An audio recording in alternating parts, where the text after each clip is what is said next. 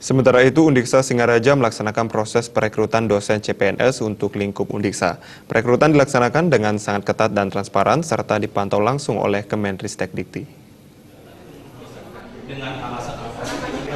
Undiksa menjadi salah satu perguruan tinggi yang mendapatkan pemantauan cukup ketat dari Kemendristekdikti, di mana jumlahnya cukup banyak mencapai 23 formasi. Pemantauan bertujuan agar penerimaan CPNS dapat transparan dan akuntabilitas sesuai dengan prosedur teknis yang sudah diberikan kepada pihak perguruan tinggi.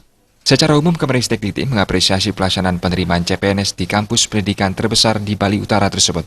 Mulai dari persiapan dan juga pelaksanaan, Undiksa dinilai selangkah lebih maju karena telah menerapkan sistem komputer pada tes potensi akademik. Undiksa sendiri menerima sebanyak 23 formasi pendidik atau Kemendristekdikti. Namun hanya 10 formasi yang terisi dari hasil seleksi kompetensi dasar. Selanjutnya jumlah peserta yang lolos dari 10 formasi tersebut sebanyak 21 orang dari total peserta yang mendaftar sebanyak 94 orang.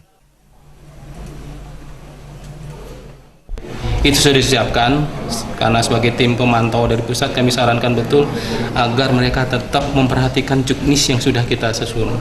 Jangan keluar dari itu. Intinya itu gitu loh. Karena kalau itu keluar dari itu ya tentu saja ini zaman serba terbuka ya, gampang sekali orang tahu gitu ya, ada penyimpangan-penyimpangan gitu ya.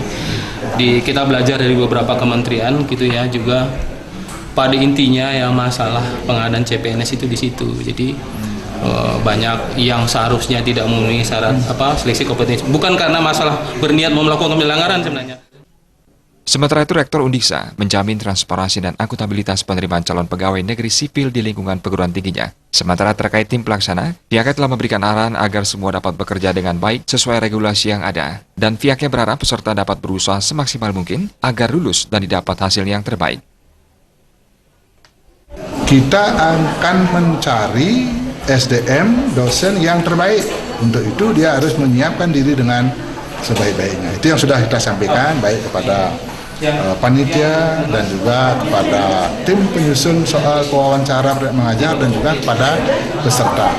Nah, mengenai peserta ini juga untuk dipahami bahwa yang lulus SKD dari 94 yang ikut itu hanya 21 orang.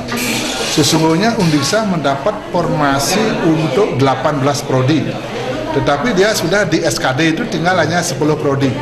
Sedangkan Undiksa kita itu sangat membutuhkan SDM dosen. Nah, oleh karena itu saya sampaikan tadi harus juga berusaha untuk yang terbaik untuk bisa lulus.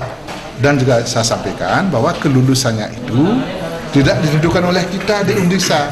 Kita hanya akan mengirim skor hasil SKB itu kepada Panselnas. Tes penerimaan CPNS di lingkup Undiksa sendiri dilaksanakan selama 2 hari. Hari ini rencananya sesi wawancara akan dilakukan. Untuk pengumuman sendiri akan diumumkan lewat web Kemendristekdikti. Komang Yuda, Bali TV.